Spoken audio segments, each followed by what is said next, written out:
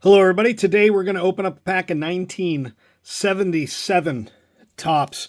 You can see there, 1977 tops. What is that? $100? That's what the pack cost me. I got this off of BBCE, which is Baseball Card Exchange. You can check them out online. They really sell the best packs on the internet if you're looking for something that is really kind of like authenticated and looking good. I don't know why they sent it in this with this 1965, $80. Whatever, something else is $80, not this. But this is the 1977 Topps baseball card pack. We're going to break into this.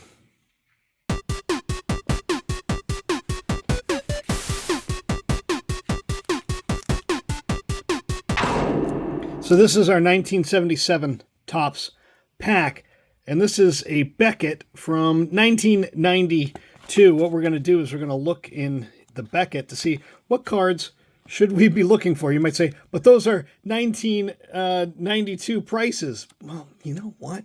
Some of these prices are pretty much the same price now if you're talking about raw, not if you're talking about, the really good cards. So, you got the set for about $420. That's where you can get a bad set in that condition of 77 Topps. So Reggie Jackson is $12. Mike Schmidt, $24. We got Pete Rose at $9. I think might have a chance at the Hall of Fame now. We got Andre Dawson's rookie card and Dale Murphy's rookie card, both $66 and $46. George Brett, $26, and Robin Yount, $26. We also get that Nolan Ryan. Those prices are pretty much equal to what they are today. Maybe we'll pull a Pete Rose. That'd be great. He is now off of the suspension list there, and who knows if he'll get elected. We'll have to find out from the Veterans Committee, or whatever they're called now. They're not the Veterans Committee. 1977 Topps. Hoping for that Dale Murphy rookie card. Ooh, we got a Hall of Famer right off the bat. Hall of Famer right off the bat. There's the gum. We're going to put the gum down. That's 1977 gum.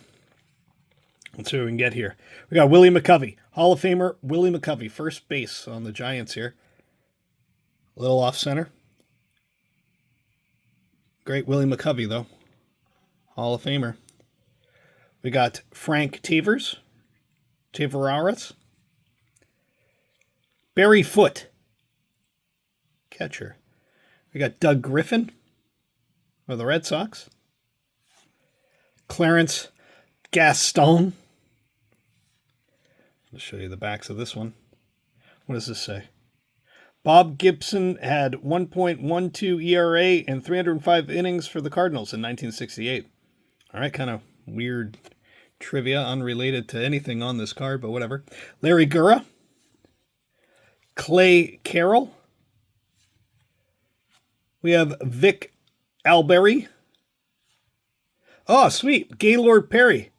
Fantastic knuckleball pitcher. One of my favorite pitchers, Gaylord Perry. I love those knuckleball. Ooh, and Louis Tiant, another great pitcher. Let's look at this Gaylord Perry. How many games? He had 555 games by 1977 with 231 wins. That's incredible. 300 wins, pretty close already here, and he played for another number of years. ERA 291. He was fantastic. And I say knuckleball. He's not a knuckleball. He's just a spitball. Whatever. I like the weirdo pitchers. And I also like Louis Tiant. He has a, massively weird delivery. He did, unfortunately, get the gum on the back here. That's unfortunate. So our Louis Tiant got the gum, and then we have the Willie McCovey that did get the... Does he have wax? He was on the front. Doesn't feel like he got the wax stain, although he was on the front. The corners, there we go. Let's see how much the Willie McCovey was. What number is he? He was number 547. Let's see what our Beckett says he's worth here. Let's see. So 547. So 547 is in here.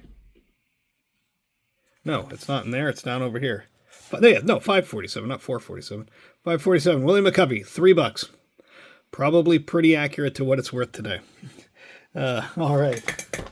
Well, that was a $100 pack. Please hit like. Please hit subscribe. Maybe I can get some of that $100. Hey, Rob. This is Ted here. It's just Ted for now. I'll give you the other part here in a minute. You've been opening wax packs of baseball cards for quite a while, and you seem to have made it a point to tell just about everybody you know that I'm one of the best catchers that, in your mind, ever was. And I appreciate that a lot. You feel that strongly about it. I'm really glad. How to pronounce my last name. Now, first of all, I can tell you that I've been called just about everything. I've been called Simons and Simon. I've been called Szymanski, Symboli, Simone. I've been called just about everything you can think of. And I answer to every single one of them. I always have and always will. Because, well, people just call me what they do and do the best they can with their pronunciation. And all I know, as long as I know they're talking about me and trying to do good by it, well, I'll answer to them. As I said, I've been called everything there is on earth. Some of them not so good at all. So whether it's Simon or Symboli or Simone or any of the rest, that's pretty good because, man, I've been called things to my face that, I just wouldn't even want to repeat. So don't you worry about how you pronounce my name, but I'm going to tell you how to do it here. Back to the matter at hand. Now, my first name is Ted, and that's pretty easy. Nobody ever messes that up, except occasionally when they call me Tim instead of Ted. But when you think that Tim McCarver and Ted Sizemore and all the rest of the Tims and Toms there are out there in the world, you'd think it'd be pretty hard to mess up Ted, but it happens often enough. So as long as I know your intentions are good, I'll respond to Tim, Tom, Ted, or anything you want to call me.